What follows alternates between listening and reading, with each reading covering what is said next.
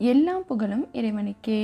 Hello friends, welcome to Kilakarai kitchen. இன்றைக்கி நம்ம சேனலில் பார்க்க போகிறது ஒயிட் ரைஸ், கீ ரைஸ் அப்புறம் பிரியாணிக்கு சூப்பரான காம்பினேஷனாக தால்ச்சா ரெசிபி தான் பார்க்க போகிறோம்.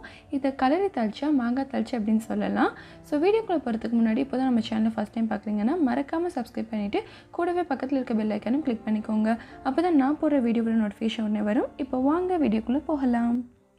இந்த தால்ச்சா ரெசிபி செய்கிறதுக்கு ஒரு பாத்திரத்தை ஸ்டவ்வில் வச்சுட்டு இதில் 2 டேபிள் ஸ்பூன் கோகோனட் ஆயில் சேர்த்துக்கிறேன். எண்ணெய் சூடானதும் இதில் 2 பட்டை, 2 கிராம்பு, 2 ஏலக்காய், கூடவே 2 கொத்து கருவேப்பிலையும் சேர்த்துக்கிறேன். இப்போ நம்ம சேர்த்த ஸ்பைசஸ் எல்லாமே நல்ல எண்ணெயில் பொரிஞ்சு வாசனை வந்ததுக்கப்புறம் இதில் 100 கிராம் சின்ன வெங்காயம், 100 கிராம் பல்லாரி வெங்காயம், 2 பச்சை மிளகாய் சேர்த்துக்கிறேன். பச்சை மிளகாய் பெருசாக இருந்துச்சுன்னா 2 சேர்த்துக்கோங்க. இதுவே சின்னதாக இருந்தால் 4 மிளகாய் சேர்த்துக்கலாம். இதுவும் எண்ணெயில் வதங்கட்டும். இது ரொம்ப பொரியணும்னு தேவையில்லை. அடுத்ததாக இதில் 3 டீஸ்பூன் இஞ்சி பூண்டு பேஸ்ட் ஆட் பண்ணிக்கிறேன். இப்போது இந்த இஞ்சி பூண்டு பேஸ்ட் நல்ல மணம் வர வரைக்கும் வதக்கி விட்டுக்கலாம். யூஸ்வலாக நான் செய்கிற தால்ச்சாவில் ரம்பலை சேர்ப்பேன், பட் எல்லாருக்குமே கிடைக்காது. ஸோ அதனால் இந்த ரெசிப்பியில் சேர்க்காமல் செஞ்சுருக்கேன். நெக்ஸ்ட்டு மட்டன் எலும்பு, நுரையீரல் ரெண்டுமே சேர்த்து 1/2 கிலோ அளவு எடுத்திருக்கேன். அதை இது கூட ஆட் பண்ணிக்கிறேன். இப்போது இது சேர்த்ததுக்கப்புறம் இதை நல்லா பெரட்டி விட்டுக்கோங்க. நம்ம வெறும் மட்டன் எலும்பு சேர்க்குறத விட இந்த மாதிரி நுரையீரல் சேர்த்து செய்யும்போது இது ரொம்பவே டேஸ்ட்டாக இருக்கும். நீங்கள் இதை விட குயிக்காக செய்யணும்னு நினச்சிங்கன்னா இந்த மாதிரி சட்டியில் செய்கிறதுக்கு பதிலாக குக்கரில் செய்யலாம். பட் அதில் செய்கிறத விட இந்த மாதிரி சட்டியில் செய்யும்போது தான் அது நல்லா டேஸ்ட்டாக இருக்கும். நம்ம சேர்த்த கறி ஒரு 25% குக் ஆனதுக்கப்புறம் இதில் கட் பண்ண 200 கிராம் பழுத்த தக்காளியை சேர்த்துக்கிறேன். ஃபஸ்ட்டு கறி கூட தக்காளியை சேர்த்து நல்லா கிளறி விட்டுக்கிடலாம். அடுத்ததாக இது கூட தேவையான அளவு சால்ட் ஆட் பண்ணிக்கிறேன். நம்ம மட்டன் எலும்பை பருப்போடு சேர்த்து வேக வச்சியும் சேர்க்கலாம். பட் இன்றைக்கி நான் அப்படி செய்யலை. இதை தனியாக எண்ணெயில் வதக்கி தான் சேர்க்குறேன். இப்படி செய்யும்போது இது நல்ல மணமாக இருக்கும். இப்போது இந்த கறியை நம்ம மூடி போட்டு இன்னும் கொஞ்சம் நேரத்துக்கு குக் பண்ணிக்கலாம். ஸோ இந்த மாதிரி மூடி போட்டு குக் பண்ணுறதுனால இது இன்னும் ஒரு 25% குக் ஆயிரும். இப்போது இந்த மூடி ஓப்பன் பண்ணிவிட்டு இதை நல்லா பெரட்டி விட்டுக்கிறேன். ஸோ அப்பப்போ நம்ம இதை கிளறி விட்டுட்டு இருக்கணும். ஏன்னா நம்ம பாத்திரத்தில் குக் பண்ணுறதுனால இது கீழே அடி பிடிச்சிரும்.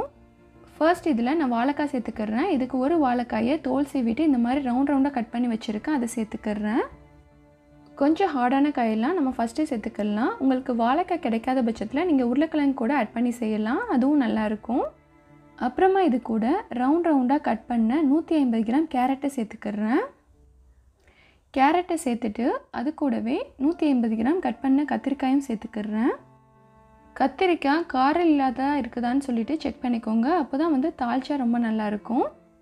இப்போது நம்ம சேர்த்த காய்கறிகள்லாம் நல்லா வேகணும். ஸோ அதனால் இதை மூடி போட்டு கொஞ்சம் நேரத்துக்கு குக் பண்ணிக்கிறேன். இப்போது நம்ம சேர்த்த வெஜிடபிள்ஸ் ஓரளவுக்கு குக் ஆனதுக்கப்புறம் இதில் 3 டீஸ்பூன் கலரிக்கறி மசாலா, அப்புறம் 1/2 டீஸ்பூன் மஞ்சள் தூள் சேர்த்துக்கிறேன். இப்போது இந்த 2 மசாலாவும் சேர்த்ததுக்கப்புறம் இதை நல்லா பெரட்டி விட்டுக்கோங்க. இந்த தால்ச்சாக்கு நம்ம தனித்தனியாக மசாலா சேர்க்க வேண்டிய தேவையில்லை. இந்த ஒரு கலரிக்கறி மசாலாவை சேர்த்தாவே போதும். ரொம்பவே நல்லா இருக்கும். ஸோ பேச்சுலர்ஸ்க்கும் பிகினர்ஸ்க்கும் இது ரொம்பவே யூஸ்ஃபுல்லாக இருக்கும். கன்ஃபியூஸ் ஆகாது. அடுத்ததாக 150 கிராம் துவரம்பருப்பையும் 100 கிராம் கடலைப்பருப்பையும் நான் வேக வச்சு எடுத்து வச்சுருக்கேன். அதை இது கூட சேர்த்துக்கிறேன். அப்புறமா நான் வேக வச்ச குக்கர்லேயே 1/2 லிட்டர் அளவு தண்ணி சேர்த்து அலசி அதையும் இது கூட ஆட் பண்ணிக்கிறேன்.